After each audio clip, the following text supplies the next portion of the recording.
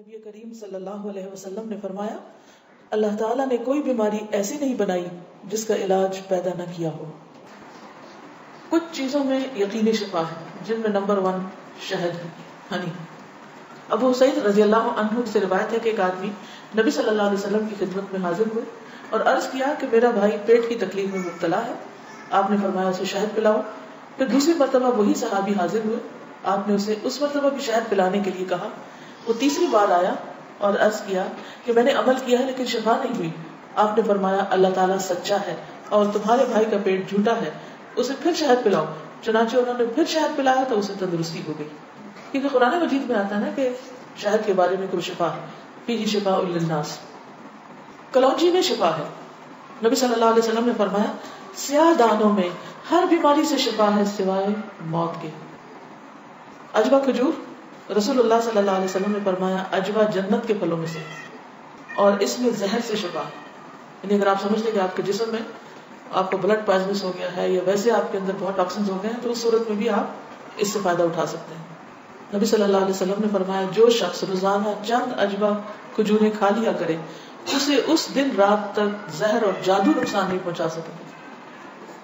بعض جگہ 7 کھجوروں کا ذکر ہے، بعض اس میں چند دانوں کا ذکر ہے۔ تو اگر افورڈ کر سکے تو 1 دانہ ہی روز کھا لیں، 3 کھا لیں، 5 کھا لیں، 7 کھا لیں۔ لیکن یہ ہے کہ ایسے شخص کو اگر کوئی زہر بھی دے یا اس کو کوئی جادو کی کوشش کرے تو اثر نہیں ہوگا۔ اسی طرح برنی کھجور، کھجور کی قسم ہے۔ رسول اللہ صلی اللہ علیہ وسلم نے فرمایا سب سے بہترین کھجور برنی ہے، وہ بیماری کو دور کرتی ہے اور خود اس میں کوئی بیماری نہیں ہے، یعنی شفا کا ذریعہ ہے۔ پھر زمزم۔ ابو جمرہ کہتے ہیں کہ میں ابن عباس رضی اللہ عنہ سے لوگوں کے بے قابو ہجوم کو دور رکھتا تھا۔ ابن عباس ایک اسکالر تھے، مفسر قرآن، تو لوگ ہجوم کر دیتے تھے ان پر، لیکن کچھ ایسا نہ جا سکا۔ بعد میں جب حاضر ہوا تو ابن عباس نے مجھ سے اتنے دن نہ آنے کی وجہ پوچھی۔ میں نے عرض کیا کہ مجھے بخار ہو گیا تھا۔ ابن عباس کہنے لگے کہ رسول اللہ صلی اللہ علیہ وسلم نے فرمایا بخار جہنم کی گرمی کے اثر سے ہوتا ہے، اس لیے اسے آب زمزم سے ٹھنڈا کیا کرو۔ یعنی بخار کے مریض کو آب زمزم پلائیں بھی، ماتھے میں پٹیاں بھی کریں، چھڑکاؤ بھی کریں، کسی بھی طریقے سے اس کو ٹھنڈا کریں زمزم کے ساتھ۔ پھر پانی سے علاج۔ نبی صلی اللہ علیہ وسلم نے فرمایا جب کسی کو بخار ہو جائے تو 3 رات سحری کے وقت اس پر ٹھنڈا پانی بہایا جائے، یعنی صبح ارلی مارننگ۔ اب یہ وقت آپ نے خود مقرر کیا ہے، اس لیے اس وقت کی پابندی کرنا مسنون طریقہ ہوگا۔ بعض اوقات لوگ خود سے خود ایسی چیزیں اپنے لیے لازم کر لیتے ہیں، وہ ٹھیک نہیں۔ پھر ہے گائے کا دودھ۔ عبداللہ سے روایت ہے کہ رسول اللہ صلی اللہ علیہ وسلم نے فرمایا اللہ تعالیٰ نے بڑھاپے کے علاوہ ہر بیماری کا علاج نازل کیا ہے۔ گائے کا دودھ لازمی طور پر استعمال کیا کرو کیونکہ یہ ہر قسم کا درخت چرتی ہے، یعنی جو جانور مختلف درخت چرتے ہیں پھر ان کے دودھ کے اندر اس کا اثر آ جاتا ہے، یعنی وہ ایک طرح سے ان کے دودھ میں بہت ساری میڈیسنز خود بخود شامل ہو جاتی ہیں۔ حجامہ کے ذریعے علاج۔ ابن عباس بیان کرتے ہیں نبی صلی اللہ علیہ وسلم نے فرمایا بہترین دن جس میں تمہیں سینگی لگوانی چاہیے وہ چاند کا 17واں، 17، 19واں اور 21واں دن ہے۔ معراج کی رات فرشتوں کے جس گروہ کے پاس سے بھی میں گزرا اس نے یہی کہا اے محمد صلی اللہ علیہ وسلم سینگی لگوانے کا اہتمام ضرور کرنا، یعنی حجامہ ضرور کروانا۔ فرشتوں کی ہر جماعت نے آپ کو یہی مشورہ دیا۔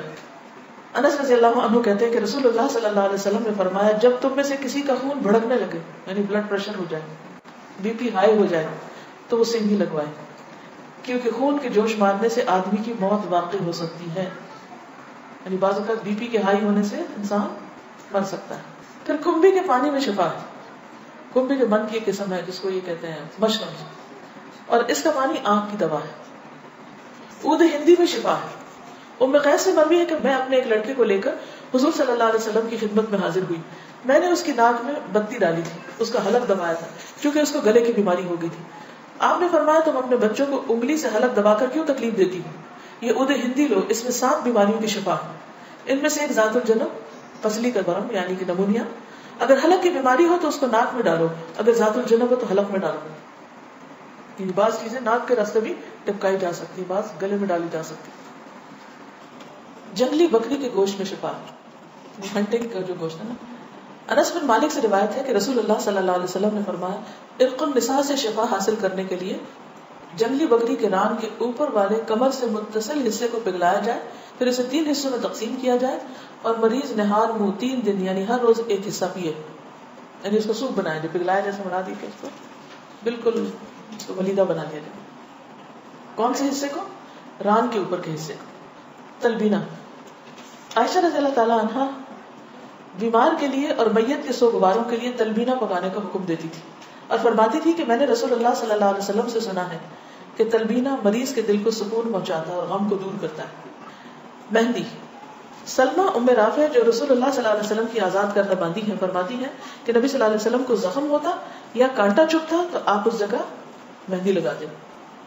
اور آخری بات یہ کہ پرہیز علاج سے بہتر ہے. ام المنذر بنت قیس انصاریہ کہتی ہے کہ رسول اللہ صلی اللہ علیہ وسلم میرے پاس آئے. آپ کے ساتھ علی رضی اللہ عنہ بھی تھے جو ابھی ابھی بیماری سے صحت یاب ہوئے تھے. کچھ نیم پختہ کھجوریں جو پک گئی تھی لٹکی ہوئی تھی. رسول اللہ صلی اللہ علیہ وسلم نے ان کو کھانا شروع کر دیا اور علی بھی کھانے کے لیے کھڑے ہوئے, لیکن رسول اللہ صلی اللہ علیہ وسلم نے یہ کہہ کر منع فرمانا شروع کر دیا کہ رک جاؤ کیونکہ ابھی تک بیماری کی کمزوری باقی ہے. سو وہ رک گئے. میں نے جو اور چکندر کا ایک کھانا تیار کیا اور آپ کے پاس لے کر آئی. رسول اللہ صلی اللہ علیہ وسلم نے فرمایا علی یہ کھاؤ, یہ تمہارے لیے زیادہ مفید ہے. یعنی بیمار کو کچھ چیزیں کھانی چاہیے اور کچھ نہیں کھانی چاہیے. تو اس لیے حکم کیا ہے کہ علاج کرتے رہو. اللہ نے کوئی بیماری ایسی نہیں رکھی جس کا علاج نہ رکھا ہو سوائے موت اور بڑھاپے کی. اسی طرح معالج کو دکھانا چاہیے. جابر بن عبداللہ سے روایت ہے کہ رسول اللہ صلی اللہ علیہ وسلم ایک بیمار کی تیمارداری کے لیے تشریف لے گئے اور فرمایا تم لوگ اس کے لیے کوئی طبیب کیوں نہیں بلاتے؟ انہوں نے کہا اللہ کے رسول صلی اللہ علیہ وسلم آپ بھی ہم کو یہ حکم دیں گے, یعنی آپ بھی کہتے ہیں کہ ہم طبیب کو بلائیں. آپ نے فرمایا اللہ تعالیٰ نے جو بیماری اتاری ہے اس کی دوا بھی نازل کی. تو طبیب یا معالج کو دکھانے کا حکم کیوں ہے؟ اس لیے کہ وہ صاحب علم ہے, صاحب تجربہ ہے, اس کے پاس ایکسپیرینس ہے. تو جب انسان کو کسی بھی چیز کے بارے میں علم نہ ہو تو حکم کیا ہے قرآن کا؟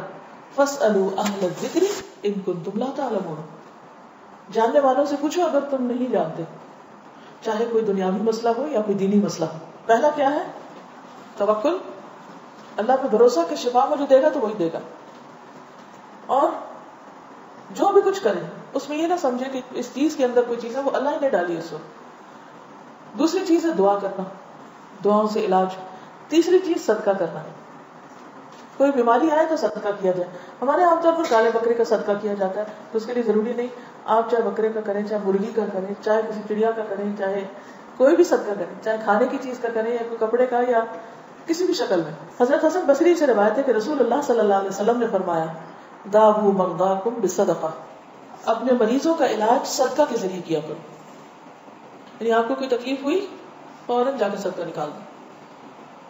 تیسری چیز کتاب اللہ سے علاج, یعنی قرآن مجید شفا ہے. اور یہ کہاں سے پتہ چلتا ہے؟ خود قرآن مجید سے ہی پتہ چلتا ہے. وَنُنَزِّلُ مِنَ الْقُرْآنِ مَا هُوَ شِفَاءٌ وَرَحْمَةٌ لِّلْمُؤْمِنِينَ وَلَا يَزِيدُ الظَّالِمِينَ إِلَّا خَسَارًا. اور ہم قرآن میں جو کچھ نازل کرتے ہیں وہ مومنوں کے لیے تو شفا ہے اور رحمت ہے, مگر ظالموں کے خسارے میں ہی اضافہ کرتا ہے. تو قرآن مجید میں جو کچھ ہے وہ سارے کا سارا شفا ہے. لیکن یہ جو کسی پہ خود سے پابندی خود ساختہ لگا دینی ہے نا کہ 300 بار پڑھو یا 1000 بار پڑھو یا رات کے وقت پڑھو یا صبح کے وقت پڑھو یا عشاء کے بعد پڑھو, وہ بعض اوقات لوگوں کو بلا وجہ کی مشقت میں مبتلا کرنا ہوتا ہے. اور نبی صلی اللہ علیہ وسلم کی سنت سے اس کا کوئی ثبوت نہیں کہ آپ نے صحابہ کو کوئی خاص نمبر بتایا ہو اور یہ کہا ہو کہ یہ اس وقت میں بیٹھ کے پڑھو یا اندھیرا کر کے پڑھو یا پانی کے کنارے پہ جا کے بیٹھ کے پڑھو. یہ پھر خود ساختہ پابندیاں ہو جاتی ہیں اور لوگ بھی ڈرنے لگتے ہیں کہ اگر یہ 41 دن نہ پڑھی یہ چیز تو کام نہیں ہونے کا. نہیں, اللہ تعالیٰ تو ایک دفعہ سے بھی سنتے ہیں لا الہ الا انت سبحانک انی کنت من الظالمین. اصل چیز ہے کہ اخلاص اور شوق کے ساتھ انسان پڑھے. صرف اس کو ایک رٹو طوطے کی طرح رٹتے رہتے ہیں, پڑھتے رہتے ہیں, نہ کوئی یقین ہوتا ہے, نہ کوئی روح ہوتی ہے اور نہ ہی کوئی سمجھ ہوتی ہے کہ کیا پڑھ رہے ہیں. یہ ٹھیک نہیں. اسی طرح غیر شرعی علاج سے بھی پرہیز کرنا چاہیے. قیس بن سکن اسدی کہتے ہیں کہ عبداللہ بن مسعود نے اپنی بیوی کو دیکھا کہ اس نے خسرے کی بیماری کی وجہ سے تعویذ پہنا ہوا تھا. خسرہ کی بیماری معلوم ہے, سارے جسم کے اوپر وہ دانے آ جاتے ہیں.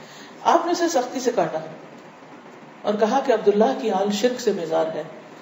ہم نے رسول اللہ صلی اللہ علیہ وسلم سے یہ بات بھی یاد کی ہے کہ بلا شبہ جھاڑ پھونک, تعویذ اور محبت کا جادو شرک ہے. یعنی کسی کو مسخر کرنے کے لیے جادو کرنا, کوئی ایسے ٹوٹکے کرنا, وہ بھی شرک میں آتا ہے. یعنی بعض خواتین ہوتی ہیں نا, وہ اپنے شوہر کا دل جیتنے کے لیے بابوں کے پاس چلی جاتی ہیں, وہاں سے کچھ عملیات کرواتی ہیں, تو یہ شرک میں آ جاتا ہے. اسی طرح کوئی چیز باندھ کے اسے گلے میں لٹکا لینا یہ بھی درست نہیں, اس کو پڑھنا چاہیے. اور شرک یا دم جو ہے یہ سب کچھ پھر شرک میں شامل ہو جاتا ہے. اسی طرح حرام ادویات بھی منع ہے. نبی صلی اللہ علیہ وسلم نے حرام ادویات کے استعمال سے منع فرمایا ہے. ابو ہریرہ سے روایت ہے، سنن نبی داؤد. آپ نے فرمایا جس نے حرام چیز کے ساتھ علاج کیا اللہ تعالیٰ اس کے لیے اس میں شفا نہیں رکھے گا. یعنی حرام شفا نہیں دیتا، وہ مزید کسی بیماری کو بڑھانے کا ذریعہ بن جاتا ہے. آج کل آپ دیکھیں کہ کتنا زیادہ سائیڈ افیکٹس کے بارے میں آپ سنتے ہیں. تو بعض اوقات ایسی دوائیاں جو ایک مرض کو بظاہر کیور کرتی ہیں وہ اپنے ٹاکسنز اور جگہوں پر اتنے زیادہ پیدا کر دیتی ہیں کہ جس سے ایک مرض زیادہ تو ایک اور نکل آتا ہے جو مکمل شفا نہیں ہوتی. الکوہل سے علاج کرنا منع ہے. بعض لوگ کھانسی وانسی میں وہ دیتے ہیں نا برانڈی اور کہتے ہیں بس ایک چمچہ بچے کو پلا دو تو ٹھیک ہو جائے گا. چاہے اس سے وہ ٹھیک ہو بظاہر، لیکن وہ مزید مرض پیدا کرنے والی ہے. وہ شفا کا ذریعہ نہیں بلکہ بیماری ہے. نبی صلی اللہ علیہ وسلم نے جو فرمایا کہ 3 چیزوں میں شفا ہے. اس میں ایک شربت اصل، شہد پینا، اور دوسرا شرطت محجم یعنی اس کے کٹ میں وہ جو پجامہ والا کٹ لگاتا ہے، اور تیسرا داغنا. تو میں تمہیں داغنے سے منع کرتا ہوں. 2 طریقے ٹھیک ہے، شربت اصل ٹھیک ہے، شرطت محجم ٹھیک ہے، لیکن داغنا ٹھیک نہیں.